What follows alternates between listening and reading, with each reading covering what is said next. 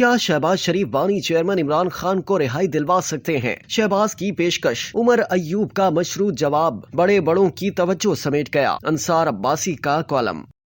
نگار انصار عباسی کا اپنے کالم میں کہنا ہے کہ وزیر اعظم شہباز شریف نے قومی اسمبلی کے بجٹ اجلاس کے دوران خطاب کرتے ہوئے تحریک انصاف کو ایک بار پھر مذاکرات کی دعوت دی۔ انہوں نے کہا کہ ملک و قوم کی خوشحالی کے لیے مل بیٹھ کر فیصلے کریں۔ شہباز شریف نے یہ بھی کہا کہ عمران خان کو جیل میں اگر مشکلات کا سامنا ہے تو اس مسئلے پر بھی بات چیت ہو سکتی ہے۔ انہوں نے یہ بھی کہا کہ وہ نہیں چاہتے کہ قید کے دوران جو تکالیف ان کو اور نون لیگ کے دوسرے رہنماؤں کو عمران خان حکومت کے دوران پہنچائی گئی وہی سلوک اپوزیشن کے ساتھ روا رکھا جائے۔ اپنے خطاب سے پہلے قومی اسمبلی میں اپنی نشست سے اٹھ کر میاں شہباز شریف اپوزیشن بینچوں کی طرف گئے۔ وہاں مولانا فضل الرحمان سے گلے ملنے کے بعد تحریک انصاف کے رہنماؤں بشمول اپوزیشن رہنما عمر ایوب، اسد قیصر اور علی محمد خان کے پاس چل کر خود گئے اور ان سے ایک ایک کر کے ہاتھ ملایا۔ تحریک انصاف کی رہنما اور سنی اتحاد کونسل کی قومی اسمبلی میں پارلیمانی لیڈر زرتاج گل کو بھی وزیر اعظم نے سلام کیا۔ یہ سب دیکھ کر اچھا لگا۔ سیاست اور سیاسی اختلاف کی بنیاد پر ایک دوسرے کے ساتھ دشمنوں جیسا سلوک کرنا اور نفرت کی سیاست کو ہوا دینے کے ماحول کو بدلنے کے لیے جو کچھ وزیر اعظم شہباز شریف نے کیا وہ ایک ایسا مثبت قدم ہے جس کی تحسین کی جانی چاہیے۔ وزیر اعظم کے خطاب کے بعد اپوزیشن رہنما عمر ایوب نے اسمبلی میں خطاب کیا اور وزیر اعظم کی مذاکرات کی پیشکش پر جواب دیتے ہوئے کہا کہ بات چیت اور مذاکرات تب ہوں گے جب بانی، پی ٹی آئی اور جیلوں میں قید تحریک انصاف کے دوسرے رہنماؤں اور ورکرز کو رہائی ملے گی۔ اب بات چیت یا مذاکرات ہوں گے کہ نہیں اس بارے میں ابھی کچھ نہیں کہا جا سکتا، لیکن قومی اسمبلی میں وزیر اعظم کا اپوزیشن رہنماؤں سے ہاتھ ملانا، انہیں مذاکرات کی دعوت دینا اور پھر عمر ایوب کی طرف سے مذاکرات کی پیشکش کا مشروط جواب دینا، یہ سیاست کا وہ رخ ہے جس کی حوصلہ افزائی کی جانی چاہیے، کیونکہ ایک دوسرے سے دعا سلام کرنے، اخلاقی حدود کے اندر رہ کر اختلاف کرنے، شکوے شکایت کرنے سے تلخ سیاسی ماحول کے ساتھ ساتھ نفرت کی اس سیاست کا خاتمہ ہوگا جس نے معاشرے میں ایک ایسی تقسیم پیدا کر دی ہے جو نہ پاکستان کے حق میں ہے نہ عوام کے فائدے میں۔